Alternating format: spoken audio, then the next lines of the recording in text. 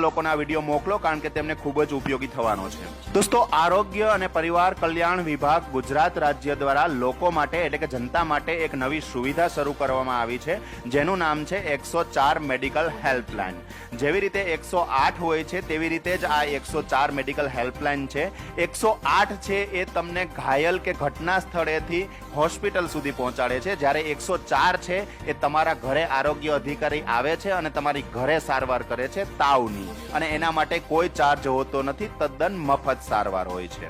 સૌથી પહેલા તો એ સમજી લો કે 104 ની સુવિધા શું છે. હું તમને ડિટેલની અંદર વ્યવસ્થિત સમજાવું છું. તમે વિડીયો પૂરેપૂરો જોઈ લેશો તો તમારા મગજની અંદર કોઈ પણ પ્રકારનો પ્રશ્ન નહીં રહે કે 104 શું છે. હું સંપૂર્ણ સમજાવી દઉં છું. પહેલા તો ઘરે બેઠા તાવનો ઈલાજ થઈ શકે છે, એટલે કે 104 થી ઘરે બેઠા તાવનો ઈલાજ થઈ શકે છે. લોહીનો રિપોર્ટ પણ ઘરે થઈ શકે છે, એ પણ મફત. તેમજ તાવની ઓળખ થતા દવા પણ તમને મળશે અને એ પણ મફત. બરાબર, એટલે કે લોહીનો રિપોર્ટ પણ થઈ જશે અને લોહીનો રિપોર્ટ થયા પછી કયો તાવ છે એ ઓળખાઈ જશે તો તમને દવા પણ આપવામાં આવશે, એ પણ મફત. તો આ પ્રકારની સુવિધા હોય છે 104 ની.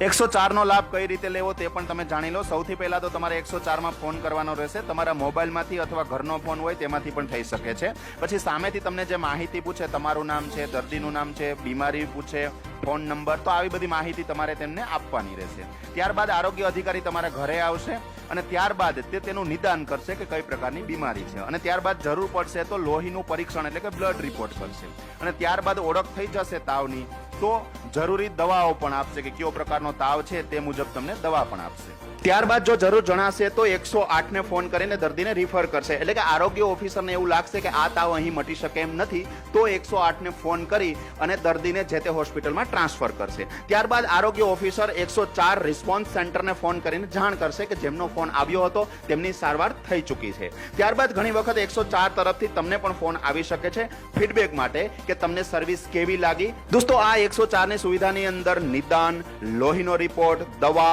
આ તમામ સુવિધાઓ નિઃશુલ્ક મળશે, એટલે કે તદ્દન ફ્રી મળશે.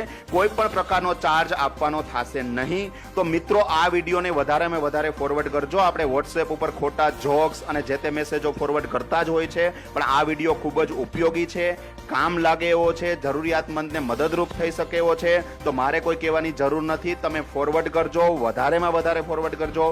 નવા વિડીયોમાં મળશું. વંદે માતરમ. જય ગરવી ગુજરાત.